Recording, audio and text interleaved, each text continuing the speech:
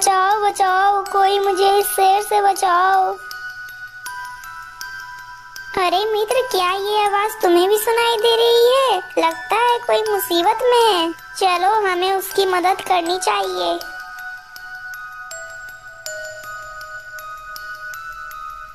अरे राम राम राम राम, यह तो एक शेर है। नहीं भाई, मैं इसके पास नहीं जाऊंगा। कहीं इस शेर ने मुझे खा लिया तो मैं तो मर ही जाऊंगा। नहीं मित्र, मैं इस लड़की को जरूर बचाऊंगा, चाहे मेरी जान चली ही क्यों ना जाए।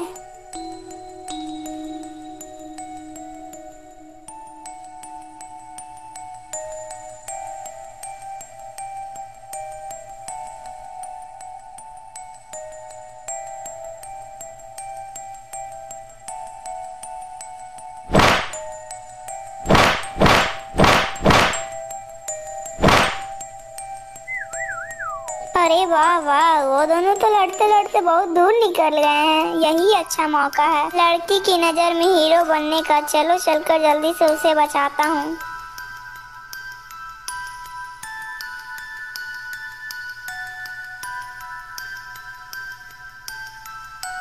इस रस्सी को तुम जल्दी से पकड़ लो और मैं तुम्हें बाहर खींच लूंगा।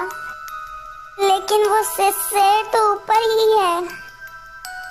तुम चिंता मत करो, मैंने उस शेर को मार कर भगा दिया है। तुम जल्दी से इस रस्सी को पकड़कर ऊपर आ जाओ।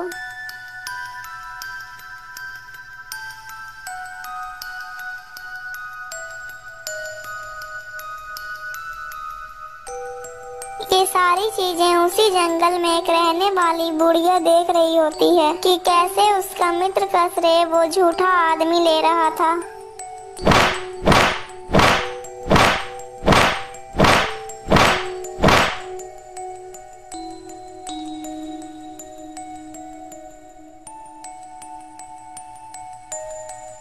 अरे मित्र, तुम कहाँ हो? देखो, मैंने उस शेर को भगा दिया है। अच्छा ठीक है राजकुमारी जी, अब मैं चलता हूँ। मेरा दूसरा मित्र अब मुझे ढूंढ रहा होगा। अरे भाई, तुम कहाँ चले गए थे? और वो राजकुमारी कहाँ है? अरे भाई, मैं वो राजकुमारी को उनके घर तक छोड़ने चला गया था।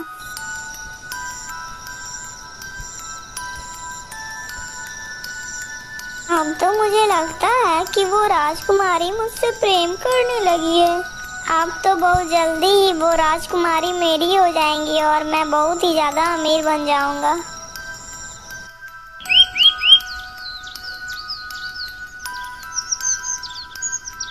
अगले ही दिन वो दोनों फिर से जंगल में शिकार करने के लिए जाते हैं। तो वो दोनों का मन शिकार में नहीं लग रहा था, सिर्फ वो दोनों के मन में उस राजकुमारी का ही ख्याल आ रहा था।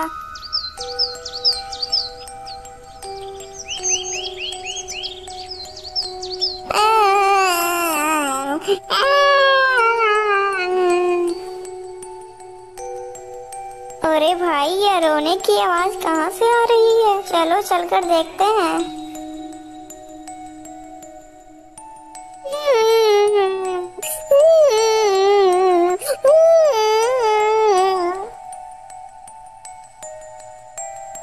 अरे राजकुमारी जी, क्या बात है? आप क्यों रो रही हैं? अरे मुकेश, मैं तुम्हें क्या बताऊं, मेरे पिता के अलावा इस दुनिया में मेरा कोई नहीं है। लेकिन राजकुमारी जी, आपके पिता को क्या हुआ है? जल्दी से बताओ। मेरे पिता को एक डायन पकड़ कर ले गई है। वो मेरे पिता के आत्मा को अपने बस में करके उनसे गलत कार्य करवाना चाहती है। लेकिन वो डायन कहाँ रहती है? वो डायन चंगी बन की गुफा में रहती है। राजकुमारी जी, आप बिल्कुल भी चिंता ना करिए, मैं आपके पिता को जरूर बचा कर ले आऊंगा।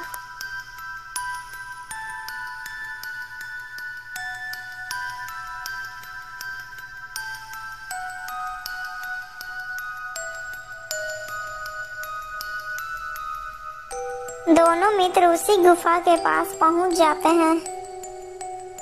अरे भाई, मुझे तो बहुत डर लग रहा है, कहीं वो डायन हम दोनों को नुकसान न पहुंचा दे। लेकिन मित्र, तुम ये कैसी बातें कर रहे हो? तुमने तो राजकुमारी के पिता के बचाने का जिम्मेदारी लिया है।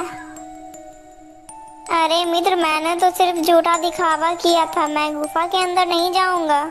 तुम्हें जाना है तो तुम चले जाओ।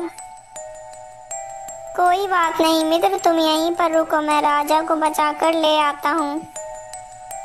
रामलाल अकेला ही गुफा के अंदर घुस जाता है।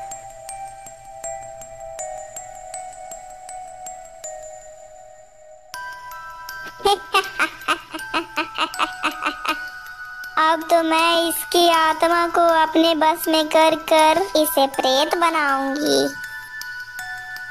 अरे ये डायन तो जल्दी ही राजा को मारने वाली है।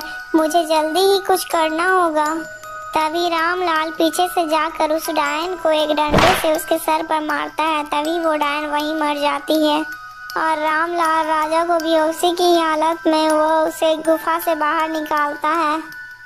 यह सब उसका मित्र मुकेश उसे देख रहा होता है। तभी वो पीछे से आकर अपने ही मित्र पर हमला कर देता है। तभी उसका मित्र जख्मी होकर वहीं पर बेहोश हो जाता है। फिर मुकेश उस राजा को अपने कंधे पर लटकाता है और उसे राजमहल लेकर पहुंच जाता है। यह सब कुछ देखकर राजकुमारी बहुत ही ज्यादा प्रसन्न होती है।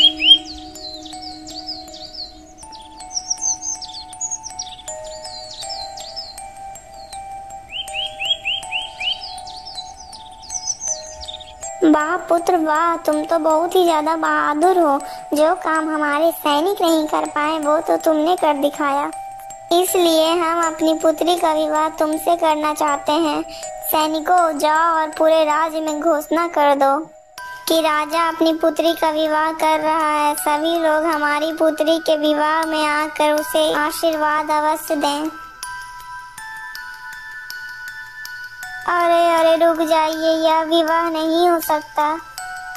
लेकिन तुम कौन हो जो मेरी पुत्री का विवाह रोकने के लिए आई हो?